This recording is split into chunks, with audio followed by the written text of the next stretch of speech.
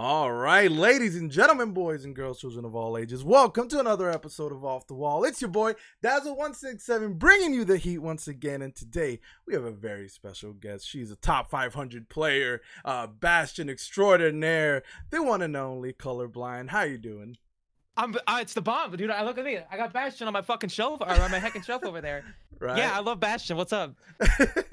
How you doing? This is listen, it's so hype. I think it's so great because I think this is the perfect moment to bring, a lot of players like you. And I say like you because, the week before we had Evil Toaster as well. And now we're bringing you. And, it's perfect because during that time, I was watching the Overwatch World Cup.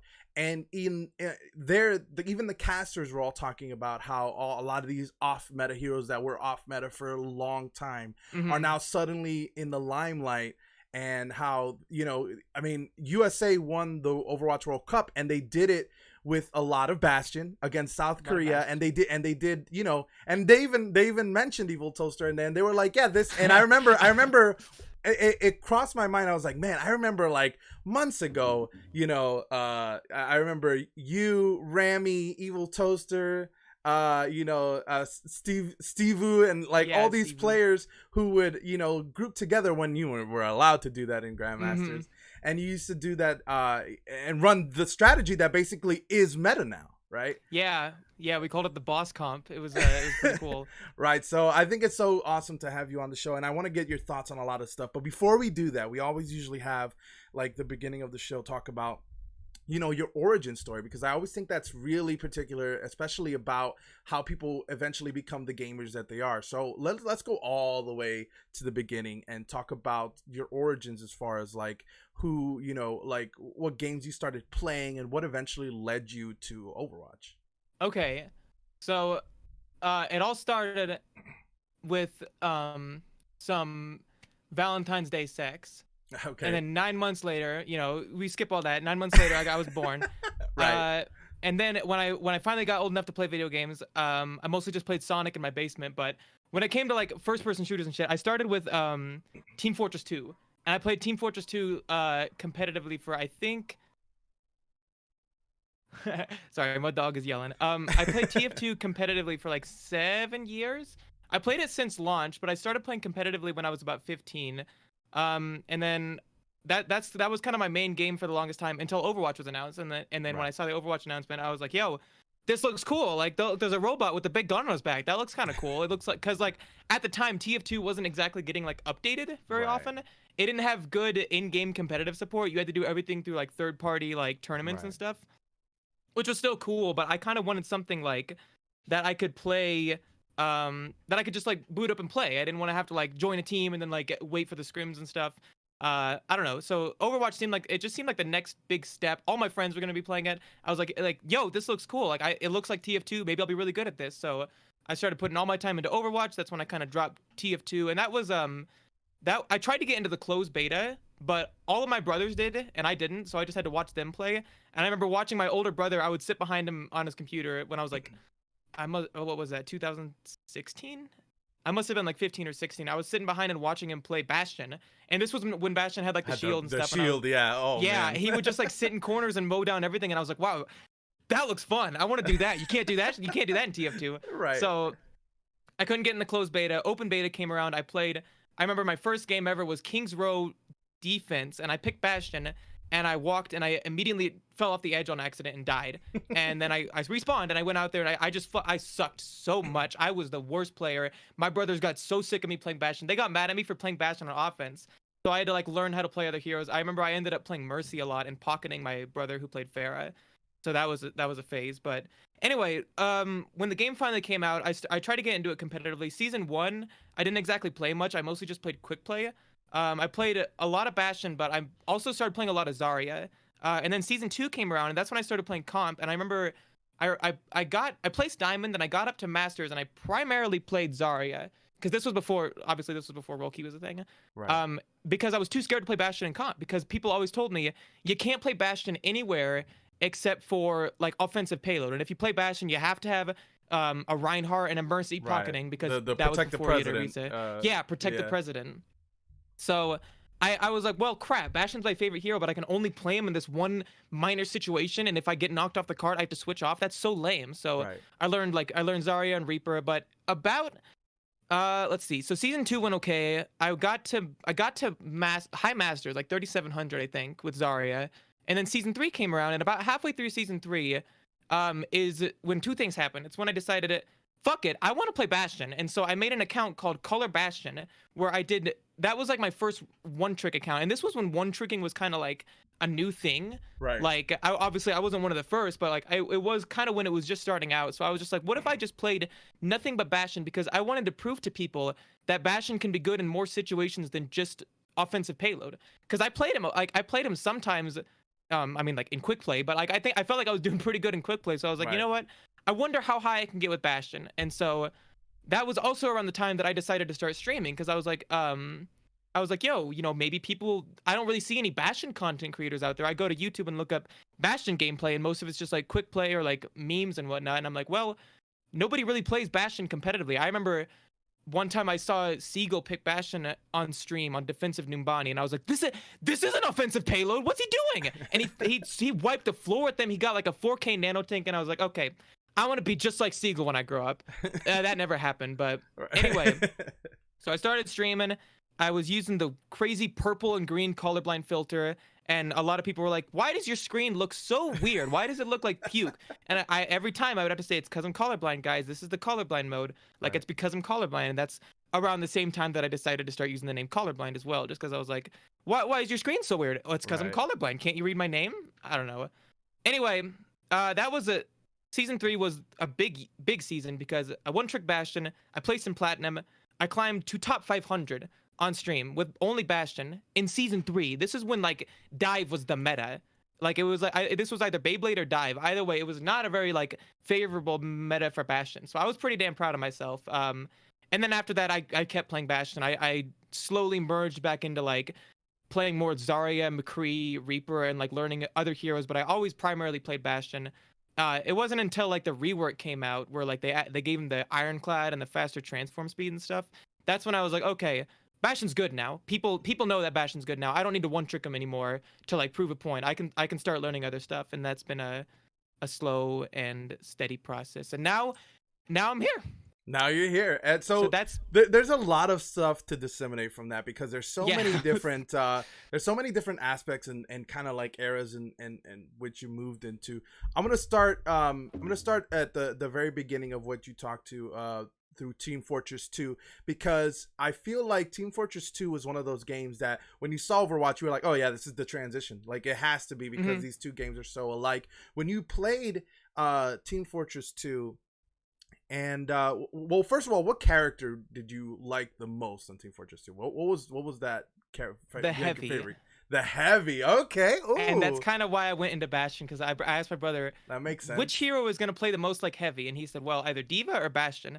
And I was like, well, Bastion's a robot with a big gun, and Right. so yeah, it's a focus on positioning and tracking and stuff. The playstyle transferred over really nicely. So let me ask you something. When you played that, did you always need a doctor? Was the doctor always like the the go-to? I know. Yes. I remember from playing it. Couldn't I play remember heavy without a medic. you can't play heavy without the medic, and that's the other thing is like that.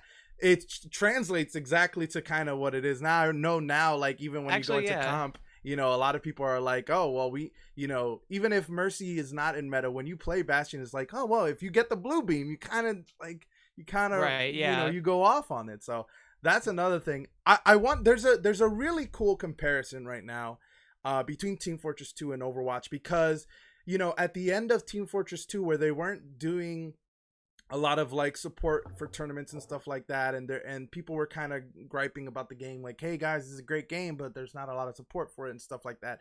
I feel like there's a part of the Overwatch community that kind of feels the same way about the Overwatch community, right? There's a lot of people who are like, listen, this is a PvP game, and a lot of the PvP goes, a lot of problems keep happening, and nobody's resulting into getting something done about it. So what are your thoughts on the current state of Overwatch as a PvP game? Obviously we talked, there's going to be Overwatch 2, but what about now in its current state as a PvP game? Like, what do you think needs to be done, and how do you think that they're going to be able to do it? Is it going to be like Team Fortress 2, where people are just going to be like, all right, well, maybe we'll move on to a different game? Doubt it. I think what happened with TF2 is the dev team literally fell apart.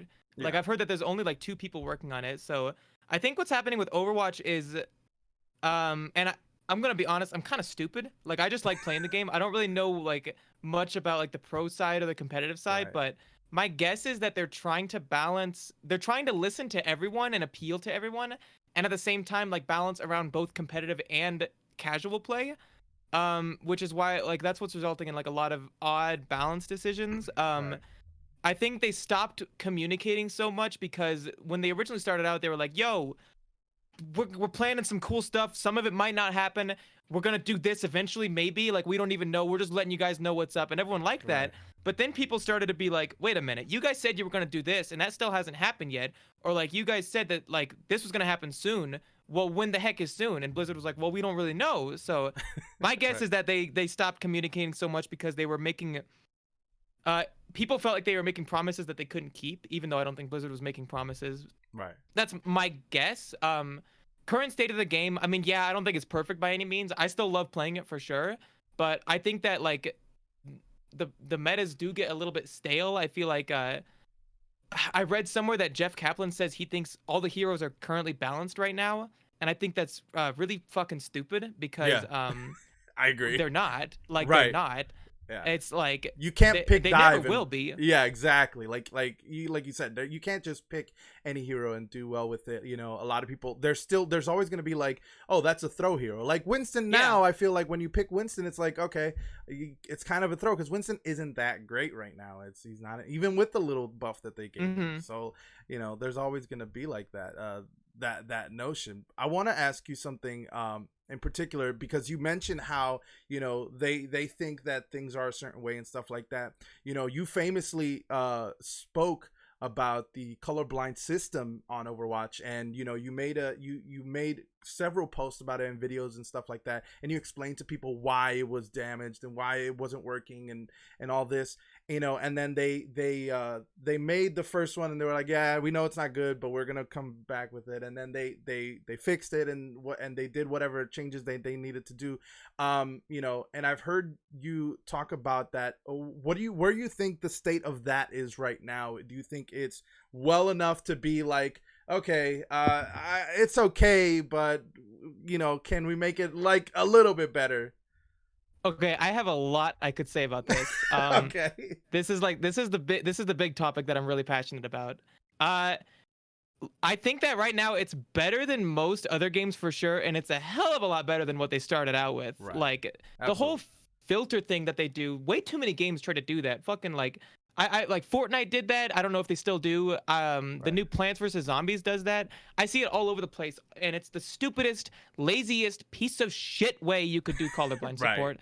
So yeah, Overwatch making like you're able to change the UI and the outlines is a big deal, because being able to see enemies is like, a pretty big part of the game, but it's still so hilariously unfinished that I can't even joke about it anymore. It's been it's been a little bit over a year since they updated it and made you able to change the outlines. And when it first came out, I was like, yes, dude, this is happening. Like, this is the first step. They said they're gonna do more. Like, I remember the devs like straight up emailed me and they were like, yo, what do we need to do to make this better? And I was like, oh boy, do I got a lot to tell you. So I sent them this whole big old list. It wasn't actually that big. It was like that big, but I sent them this whole list of everything that needs to be changed. And they were like, yes, colorblind, this looks good. Ability colors need to change. Oh yes, so you need to be able to switch the colors at the beginning of a round so you don't get stuck with white outlines on a snowy map. Yes, we agree. These are good ideas. And I'm like, oh, I'm happy. I'm gonna finally get to play the game. And then a year went by, and they haven't said anything. They have literally said nothing about accessibility support. I've tried to talk to anyone that'll talk to me, but I'm pretty sure everyone at Blizzard has blocked me at this point. Like they straight up just like don't talk. I still post on the forums. Made another big video that like at this point most people are just like, colorblind, shut up. You've talked about it enough. And I'm just but it's not done yet. I can't play the game. It's So I don't know what the hell is happening. Now they're making Overwatch 2. They're updating the engine. It feels like every time they announce anything, I'm like, wow, there's a new big maybe they're updating the engine. Maybe they'll put a new colorblind mode in. I don't know. I mean, if I have to buy another fucking game just to play it, like just to be able to see shit, I'll be pissed, but I'll do it. I mean, I'll give you another $40, Blizzard. Just, I just need to be able to see. So yeah. I have no idea what is happening. They won't say anything. If I could go to BlizzCon, I would walk right up to Jeff Kaplan. I'd say, sir, please, I can't play your game, and he'd probably just walk away. So but I feel like that's it's sort of the notion that I feel like a lot of people have been having. I mean, we saw. Siegel came out with the State of Overwatch video that kind of had like a bigger picture idea, XQC famously said that too, where he was like, I can't do this. Like, I can't do this game. Tim the Tatman, who was, a very big Overwatch player for a long time, right. And all these players, all these big streamers, a lot of these people are, saying, hey, listen, the game is not what we're enjoying right now. We like the idea of the game. We like playing the game. We just don't like it in its current state. It could be fixed if it's just these. And I feel like your situation where it's just the colorblind mode, where it's probably something a lot more simpler to do than just, fix the game, forehead, like, but even I mean, have you ever seen the Overwatch League streams? Exactly. Like, what? I don't know. I don't understand. But yeah, it's true. Like, there's a lot that needs to be worked on. A lot of people feel like they're being ignored by the devs. And so I'm not like anything special here. I'm just like I'm just another piece of hay in the haystack. That's the dumbest thing I've ever said. But that's another thing I get told a lot is like, you're like, yo, colorblind, shut up about the colorblind mode. They need to prioritize what really matters, like nerfing Sigma. And I'm like, yeah, okay, that makes sense. But I've been waiting 5 years. Not 5 years. How long? It's been like 3 years, I think. But still, like, but your point isn't less valid because it's still the same situation. All these players have been talking about the same thing, which is Blizzard, hear us out. I mean, I remember people talking about roll queue, and I think like somebody said it really eloquently before. It's like, well, if they, roll queue is great, but it's about a year or two too late. Whereas like people were talking about how late they develop things, and people were like, oh, PvE mode would be great, and then now it's like, well, but now not a lot of people are as interested as like a year or two ago when they would have been, so like there's still that idea where they're kind of not listening, or they're maybe too late to the party. But I wanna keep going because I feel like there's so many questions for me that I want to talk about. Okay, so I mentioned before that we had the Overwatch World Cup, and we had how a lot of these players were playing a lot of off meta heroes. We finally saw a lot of Symmetra, we saw a lot of Bastion and Narissa and stuff like that. And I want to ask you this, what do you think is the biggest difference between a professional player who is picking up Bastion because he's a meta character, as opposed to somebody like you who's been playing Bastion throughout the entirety of the career of what Bastion has been like? What do you think the biggest differences are? Because I feel like some of it is muscle memory, some of it is like, you've seen the transition of all the different buffs from like the Ironclad days to even before that. So what do you think the differences between pro players who pick it up and people like you who are just it's so intuitive with the character? I've learned to play Bastion in the solo queue style on ladder, which is very different than the pro play style. Like, in pro play, you don't even have to be that good at Bastion because Bastion is not that mechanically demanding of a hero. He's completely teamwork based. So, a pro player who picks up Bastion and has a team working around them, they're going to do miles better than me. And obviously they do, like, because Bastion just relies so heavily on teamwork, communication, rotations, alternating barriers, heals, like when to use what's it called, the disco ball that makes you not be killed, Right. invulnerability, the invulnerability field. Yeah. And then someone like me just gets used to playing Bastion in solo queue, where communication is a gamble. The team comp could be anything. I could be running Bastion with dive tanks sometimes, and that's what I've gotten used to. So I focus more on like the little mechanical tips and tricks, like how to rocket jump really effectively, animation cancels, stuff like that, where to rotate, how to play without barriers, how to play when my healers stink, like how to play when my other damage is just kind of way over there doing something. I don't know. That's my guess. I hope that doesn't sound cocky. I'm not trying to say I'm better than pro players by any means, but I think the biggest difference is that I've just gotten really used to playing in like the ladder, when the pro players have gotten used to playing in the tournaments and stuff, which they're two very, very different environments. Absolutely. And I mean, it's also like, you're when you're in ranked, you're more in like a survival mode, in the sense that you're just trying to do things regardless of what people are doing. You're trying to adapt to situations, where it's like I might go into a game where nobody's in chat, or I might go into a game where nobody's willing to work with me or do this or do that, so I might have to do things differently as this player. So I totally get that, and I think I think that's what makes watching players like you so interesting, is because you find you have to develop certain ways to complete your goal, to get higher and get some SR.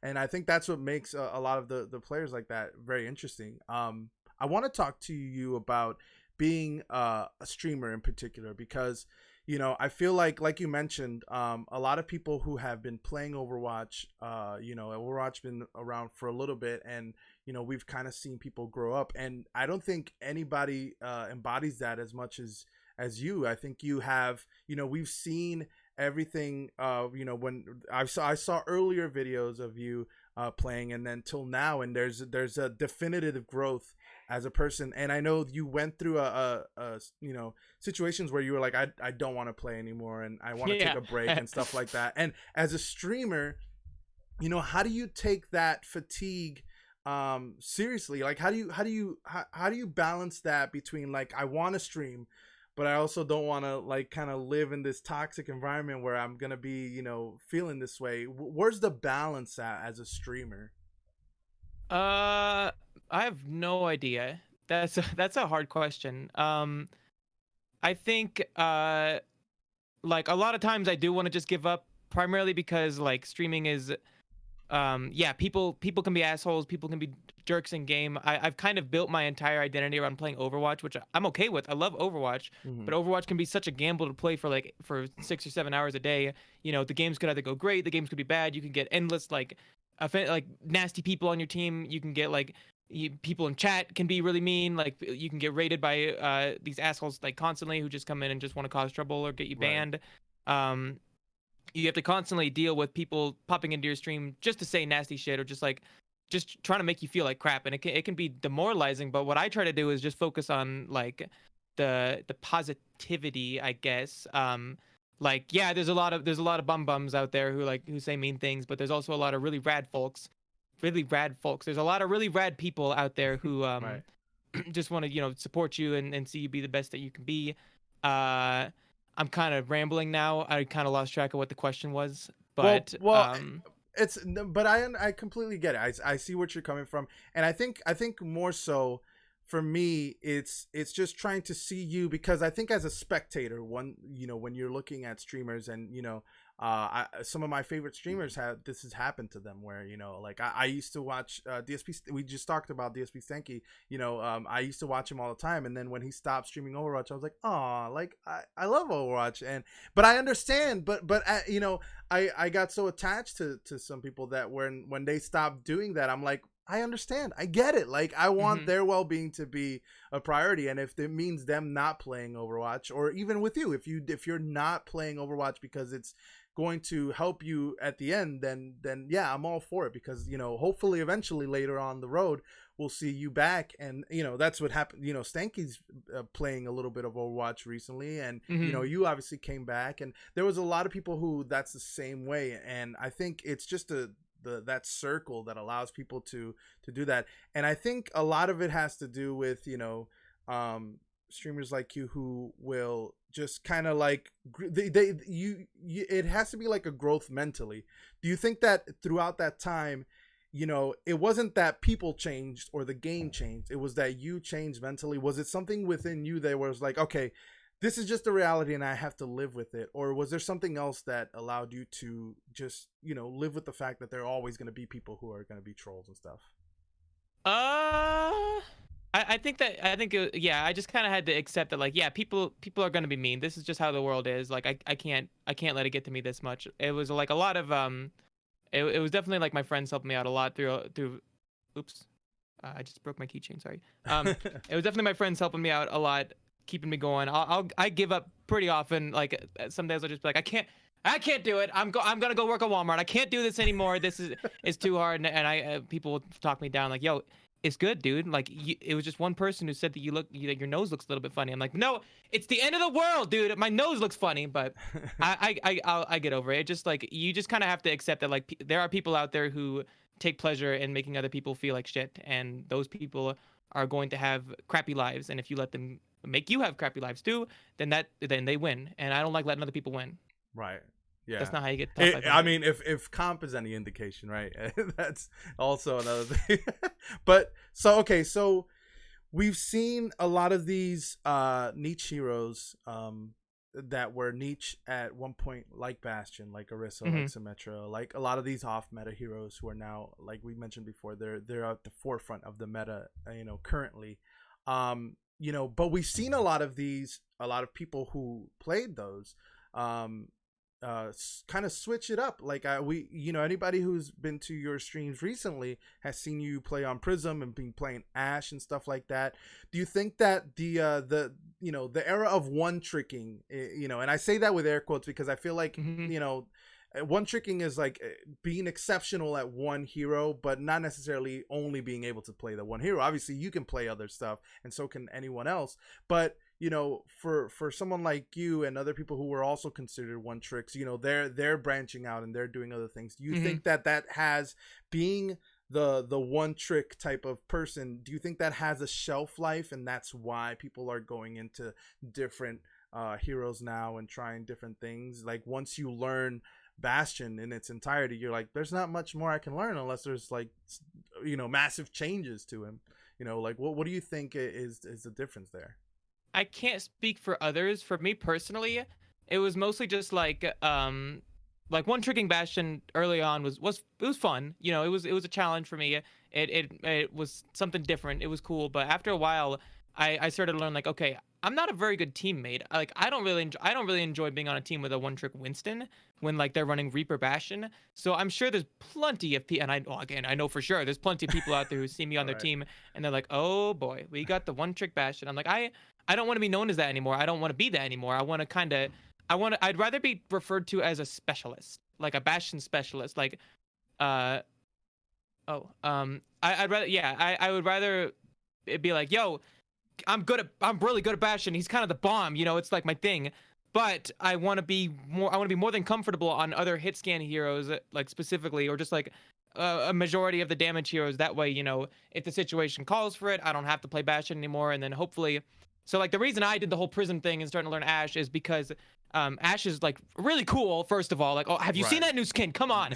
And then second of all, I just want to be able to um I don't know. I think I just, yeah, for me it was just like, okay, you know, one tricking, it's all done. I'm all done. Like there's more to me than just like Bastion one trick. I can still play Bastion and be known as the Bastion, but like after a while it's just like, okay, yeah, I'm running Bastion into dive again and I'm getting fucked again. Like, do people really like watching this? Am I enjoying playing this? I'm losing. I'm sure I'm not enjoying that. So I'd rather just get to a point where I play Bastion where Bastion is good and I fucking destroy, and then when Bastion's not good, I'll be able to play something else and destroy just as well. That's like the reason that's my goal. That's the reason I switched. I can't speak for others though. I think I don't know. I know for sure, and I won't say any names, of course, but there are one tricks out there who, when their one trick hero becomes meta, they don't feel like they're unique anymore. They don't feel like they stand out anymore. So they either go one trick a different hero, or Right. they try to expand and learn some other heroes. And that's to each their own. You know, I personally, even though I've done it in the past, I don't support one tricking. I think it's pretty lameo, and it's not fun to be on your team when you do that. But you know, everyone's allowed to play the game, and I'm not. It's not like it's ineffective or anything. You know, you can one trick and kick ass. There's someone out there who's got what is it, like 4 brig one trick accounts in top Right. 500. Like, Violet. okay, you know, Was it? yeah, Or yeah, yeah. they're like, Yeah, that's yeah. insane. So it can work, but Right. like at the same time, me personally, I don't want to do that anymore. So that's the reason I switched, is just because I was just kind of like, I was just all done.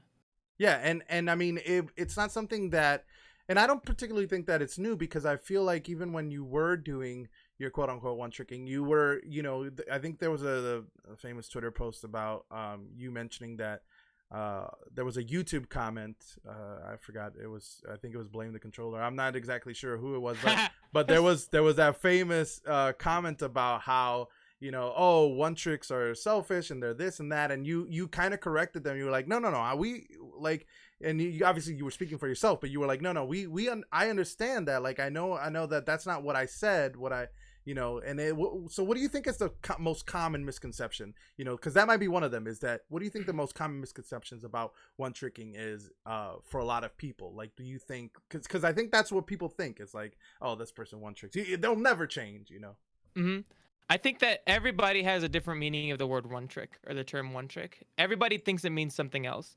For me specifically, a one trick is a dude who will only play diva, and they will play nothing else but diva. And if somebody takes diva from them, they'll probably pick hog and they'll play really bad, or maybe they'll throw, or maybe they'll disconnect. But they are a one trick pony. They play diva.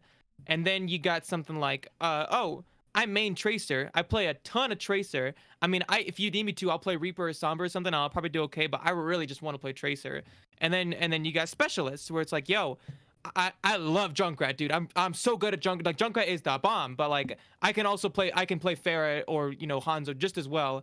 But man, I just love Junkrat. I don't know, something like that. Like I feel like people, they'll see someone like me who, you know, has a ton of hours on Bastion, loves Bastion, but I feel like I can play a couple other hit scan heroes at a grandmaster level, maybe not a 4600 level, because I won't lie, I got kind of inflated with this meta because Bastion is obviously really powerful. So Right. but I feel like I can play these other hit scan heroes on the same level as Bastion, but people will still look at me, see a ton of Bastion hours, see me pick Bastion at the beginning of the round and say, one trick, we lose. Everybody throw. Like, we got a one trick. Some people will go a whole match just yelling at their stream like, look at this fucking Kolorblind one trick. Shit, it won't switch off the Bastion. But literally never ask me in game to switch off the Bastion. Right. So I'll just be walking around like a happy little go lucky tree. Like, boy, I sure do love playing Bastion. My team is working great around me. But like, meanwhile, they're looking at their chat like, look at this fucking idiot over here. Right. Yeah, obviously people get, you know, and I think that's the thing too, like a lot of people don't air out their frustrations in a positive manner, and so they, like you said, some people will probably keep it in and not say it, and Hmm. then hold some sort of remorse about it. And I feel like this is a good transition, because I think this is exactly, you know speaking of like people who do that and stuff like that. There's always been like the what do you think is another common misconception that people have, when they talk about you in particular, like not just playing Bastion, but you as a streamer, because I know you've gone through a lot of people who troll a lot. What's the one thing that you would always like to tell people, like, that's not true about me, or that's not like this? What's the number one thing that you wish people kind of knew about you that people don't? I'm not pretending to be a girl. Okay. I am a girl and it stinks. Being trans kind of stinks, but I'm not pretending to be a girl. I'm not a guy. Like, knock that shit off. Just call me she. It's not that hard. That's like the big thing. Just lots of misconceptions about how, like, what it means to be trans, or like a lot of people think I'm doing it just for attention. Like, haha, look at me, guys. Give me attention. Like, no, Right. dude. If I could just be, a cis girl, I'd kill for that. That'd be bomb. But no, this is how it is and stuff. And don't get me wrong, I'm proud of being trans. Like, this shit is the bomb. But like, a lot of people still just think like, oh, you're just a guy who wants to get in the girls' bathrooms because you're a pervert. Like, dude, I've literally never gone in a public restroom. That shit terrifies me. Okay, Right. I don't know. That's like the big thing that I wish I could just kind of like, I could just pick these tiny people up and be like, it's not a sex thing, okay? Right. It's just, I just want to be called a girl. That's it. Have you seen me play Bastion? Like, that's what I want to tell people. Right, and I think that's the thing too, because I think that's probably primarily a lot of the people, what the thing that people like to troll the most about, probably, right? Yes. Is they always talk about that. But I always find it really weird when people have their ideas about things, like when they come to you to troll you about certain things, and then they don't understand how important it is for people to, as something as simple, because I'm an older guy, and I have my stepdaughter, she's in the LGBT community, and she's always told me, she was like, hey, listen, because I don't know, I didn't know anything about it, and then she kind of schooled me on a lot of stuff, and I was like, she told me, she was like, it's so important for people to be correct about their pronouns, because it's their identity, that's what they want to be known as. And I think like something as simple as that goes a long way for that person, because it's the moment you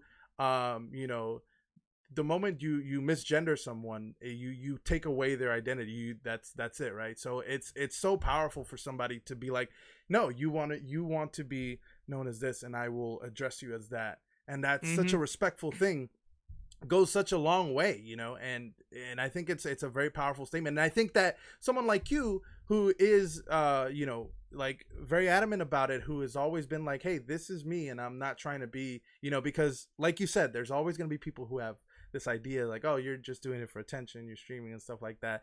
And it's, to me, I always hear that, I'm like, why would anybody do that for attention like that? There's so much like there's so much negativity that already surrounds that. Why would you want to do that to yourself, if not to just be true to yourself? Mm-hmm. So that's part of it. It's yeah, it's definitely something.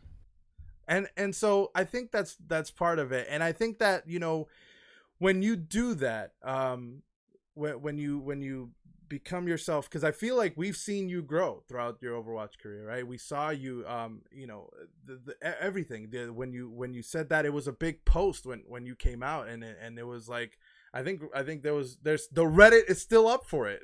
Like, it's still a big post, and I think it's a powerful statement, because it allows people to know that, hey, this is how it is. And it's funny to me that there's so much kind of toxicity about it, especially in Overwatch, because Overwatch has always been a game that's always embraced that aspect of life, that's always been like, this is always, they've always been really open-minded, and like, which is what's so weird when I see anybody be toxic in the game that's it's kind of really open-minded. Yeah, yeah. The Overwatch community is very, very mixed. I Yeah, would very say mixed, considering very the fact mixed. that they're they're pretty open-minded. But okay, so but speaking about Overwatch, let's talk. I want to talk to you about a few things because we talked about the kind of the state of the PvP at the moment, but we didn't really get a chance to talk about what are your thoughts on Overwatch 2 in general. I want to speak to you about your thoughts of Overwatch 2. What do you think about it? What do you think it's gonna become, and what do you hope it to be? Okay, so I'm stoked as hell. It looks cool as fuck, dude. I cannot wait. Like, but at the same time, it's just like, is this really what we needed? Like, I don't know. I'm really excited. Obviously, anything Overwatch is gonna get me stoked. The animated short, like the game, it all sounds really cool. PvE stuff sounds bomb, but at the same time, it feels like they announced it really early just because they needed Overwatch fans to be excited about something. But I think that most people, and me included, would have much rather seen something about Overwatch 1, because when they announced Overwatch 2, I was like, yeah, this is cool. I can't wait to see what they say about Overwatch 1 next. And then they didn't really say much. All they said was that, like, there's a new PTR patch coming. You're going to be able to play workshop or like deathmatch while you're in queue. That sounds cool. Like, sure. Yeah. All the heroes are balanced. No, that's not right. That's something's a little funky here. Right. There's new maps, new heroes, new game modes. Yeah, cool. It's all coming with the second game though. Okay, when's the second game coming out? Oh, we don't fucking know. Okay, well then why'd you announce it then? I don't understand. Like, it just kind of, and the way they announced it was really confusing. Like, when I was watching it, I was just like, okay, so it's a new game, and but so wait, what happens to Overwatch 1? It's almost like, but you carry stuff over, but it's also crossplay, but it's really confusing, and I think I got an idea of what's going on, and it sounds great. I'm gonna buy it for sure, and being able to continue to play Overwatch 1 is gonna be bomb, but like, yo, we need some new Overwatch 1 content. Like, the heroes are not balanced, and if they are, give us a bunch of new maps, or maybe an accessibility patch. I don't know. A new hero is something. Like, anything. I don't know. It's just really frustrating to be like, oh, BlizzCon is the big day. They're gonna announce something. They're gonna announce something big. And I mean, Overwatch 2 was big, but like, I'm still playing Double Barrier. I still can't see anything. Like, the game is very colorful. The map pool is really cool. I'll admit, the map pool is a really good change. I like that a lot. But like, it needs more. Then Right. we need a big balance patch. We need devs who don't think that the heroes are all balanced right now, because they're not. Like, I'm not one of those people who are like, every hero needs to be good all the time. Like, I need to be able to pick this hero whenever I want and be effective. No. These kind of games, there need to be niche heroes. There need to be heroes that are good, and there need to be situational heroes. This is something I've argued with a lot. Like, people are always like, oh, Bastion needs to be reworked so that he's good all the time. Like, no, Bastion fills a niche. He's a barrier buster. We need that role filled. We can't have a barrier buster be good all the time, because that's just too much damage output. Mm-hmm. I don't know. But at the same time, we don't need... Like, it would be cool if there was a rock, paper, scissors thing. Like, like, oh. Right. And we had that for just a little bit before Baptiste was added. We just had a couple days of like, oh, Goats gets countered by Bunker. Bunker gets countered by Dive. Dive counters. There was some kind of cool. Yeah, but there was a triangle where there was a knew. triangle, and it was cool. There were like 3 comps, and it was, oh, that was just so much fun. And then Bap came out of nowhere, and Bunker was everything. And then, okay, how do we shut down Bunker? Double barrier, and now it's Bunker with 2 barriers. That didn't help at all. Like, I miss Zarya, I miss Winston, I don't miss Diva. We can delete her, but I don't know. I think role queue was a great change. I think it was a step in the right direction. I think that Sigma is really, really broken. Really broken. Someone had a cool idea of only allowing 1 main tank per team. So 1 Orisa, like, that would be cool. You couldn't run. That's a good way to just kind of boom, like Thanos snap, no more double barrier. But at the same time, it kind of removes a bit of creativity that you can have. But if you're gonna keep adding stupid fucking heroes that like synergize so well with other stupid fucking heroes, it's not gonna go well. You can't, like, this. It doesn't work. You need this. That. Yeah. Yeah. No, I absolutely get it. I think it's right. Now, some will say that it's never gonna be balanced, right? Because although you mentioned how even though it wasn't balanced before Baptiste, it was in a good spot, like where people could counter pick, and there was comp where you could run to do different things, and it was more intellectual in the sense that you needed more game sense in order to get by with some of these comps where you're like, okay, well, let's switch this up and let's do that. And so before Baptiste happened, now, you know, Overwatch 2 brought forth the idea that in this PvE mode, you know, people will have different skill trees and stuff like that. And I've heard a lot of people say, well, if that comes to PvP, then I'm quitting because that's too overpowered and stuff like that. But, and hear me out, what if there's a version of that? Because it's never going to be balanced, in my opinion. I don't think. What if there is a version of that that allows people to play certain styles in their characters? For, you know, if you want to be Reddit Lucio, then you can skill your tree to more speed. Or if you want to, you know, do certain things with other characters, and you can, you know, shape them to be that certain things. What is your idea of having that sort of thing in that PvP? Do you think that'll work? Do you think it's something that's too out there? What are your thoughts? I'd have to be against that, honestly. That's kind of the path that TF2 took with their alternate weapons and stuff. And I didn't like those. I mean, it was kind of cool, but at the same time, it was really, really hard to balance. And I'm not gonna sugarcoat it. Overwatch team is not amazing at balancing a first-person shooter. So I think that adding more variables would just make that harder. It would make the game really confusing. It's like, okay, there's a Lucio on that team. Why is he moving so fast now? Why does he? Oh, I can't one-shot him anymore. He's got more health than usual. It's like, I don't know. It's already a little confusing with abilities like Ironclad or whatever Reinhardt has, where he doesn't get knocked around as much. It's like, okay, I need to remember that Bastion takes 20% less damage when he's in these specific configurations. I need to remember that Reinhardt takes, you know, less knockback and stuff. Those aren't like super hard to remember, obviously, but I think that it should be left at like, each hero should have a specific set of abilities, and then you pick a hero based like you pick a hero based on what playstyle you want, and you can have multiple different playstyles with specific heroes if you learn them that specific way. You know, I like early on I played kind of a flanking Bastion. I've seen a lot of other Bastions who prioritize using recon mode way more than turret mode, and that's not how I play it, but it works great for them. Like even with a hero like Bastion, where like there's barely any mechanics to use, there's still like a lot of different ways that you can play him and make him effective. So I would be against a skill tree, and I think that they mentioned that they aren't going to do that in Overwatch 2 either. Right. I would rather them just like, you know, stop making overpowered heroes. Right. Sounds simple, but they really like Sigma. What did they do? Right. And I mean, and that's been, you know, that's almost been like a trend too, because if you think about it, you know, before Sigma, BAP kind of changed the whole game with the Immortality Field, and Brigitte brought along goats. You know, the new heroes kind of changed different things, except for maybe Ashe. Ashe probably didn't change everything the way they, but then again, they also didn't have like a game breaking change with Ashe. They didn't do something different with Ashe, so, which, you know, I guess is one thing that a lot of people have pointed out is that recently with most heroes, they add them to counter metas. Right. Brigitte was added when dive was meta to counter dive. BAP was added when goats was meta to enable bunker to counter goats. And then Sigma was added when bunker was meta to help counter bunker. Right. And I think that that's just the stupidest fucking way to do things. That is the dumbest thing you can do, and I don't understand how they keep doing it. The reason that heroes like Wrecking Ball or Ashe or Ana like played out really well is because they weren't really made to counter a specific meta. They were just like, okay, we have a cool idea for a hybrid sniper or for a melee hero. What about a hero that disables abilities? Whoever had that idea was kind of stupid. Those are good. Those are good ideas, and they just fit in the game. Like, okay, let's just plop another hero in that pool for people to see how they fit it in.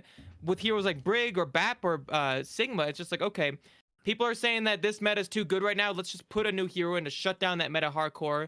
Oops, we enabled another stupid meta. We gotta repeat the cycle. How?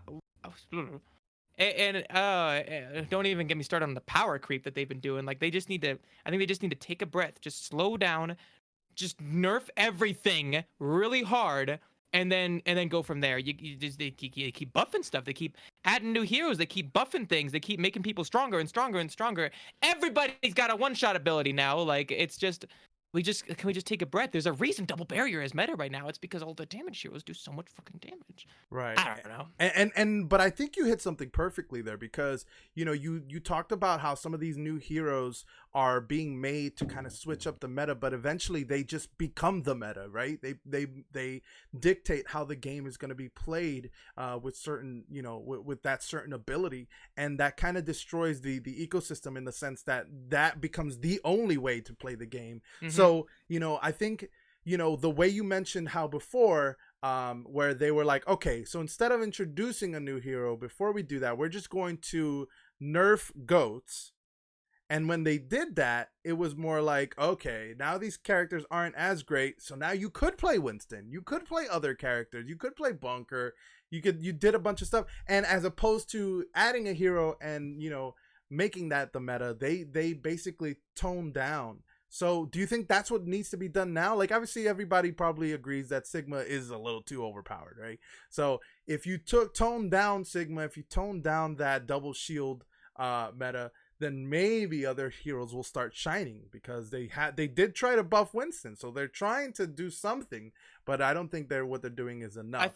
I think the problem is, if you nerf Sigma anymore, like, you don't really see Sigma run as a solo off tank very often, do you? I mean, I guess you do sometimes, but if they nerf him more, then I don't think you ever will. I think that, like, I'm kind of confused as to whether or not, like, did they want Sigma to be a main tank or an off tank? I never really understood that. He has, like, a lot of utility and a lot of damage output, but he also has the barrier. And that's, like, I don't know. You have, like, the other barrier heroes like Winston, Reinhardt, and what's the horse's name? Orisa.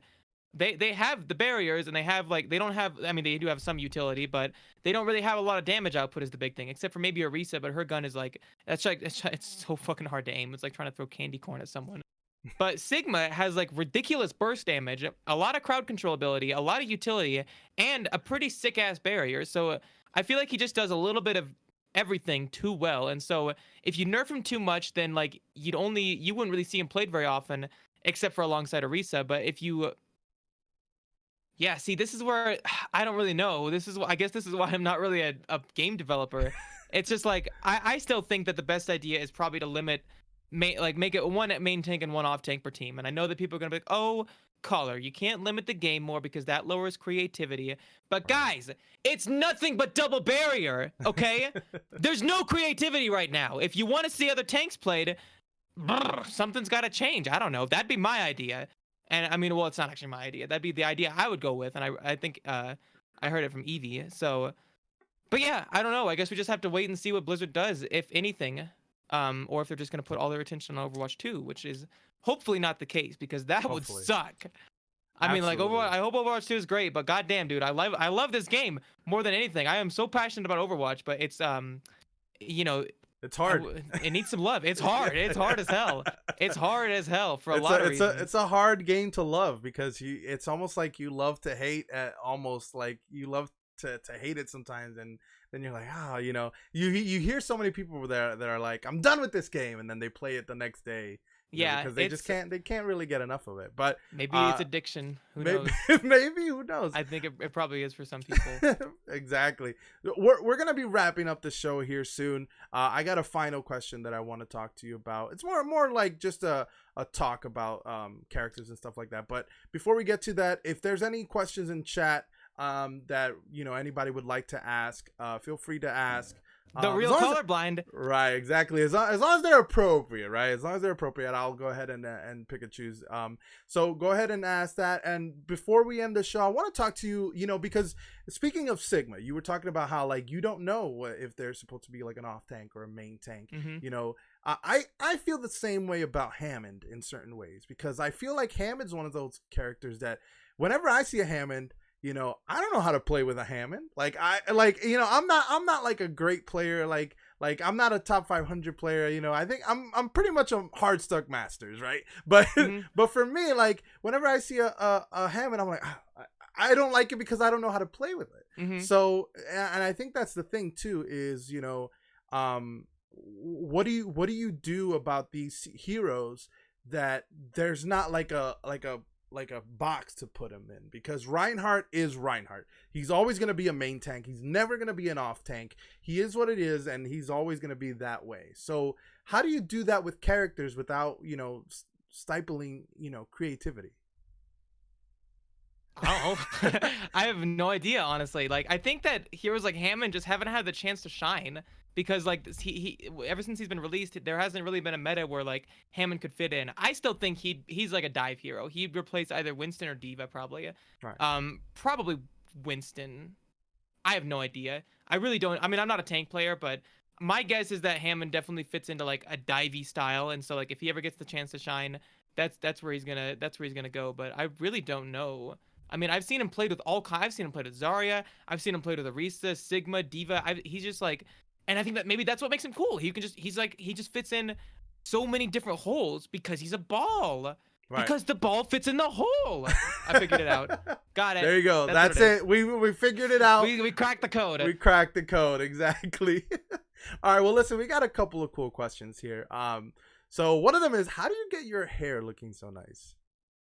Do you have a secret? Brush? Just Not a really. hairbrush? Okay.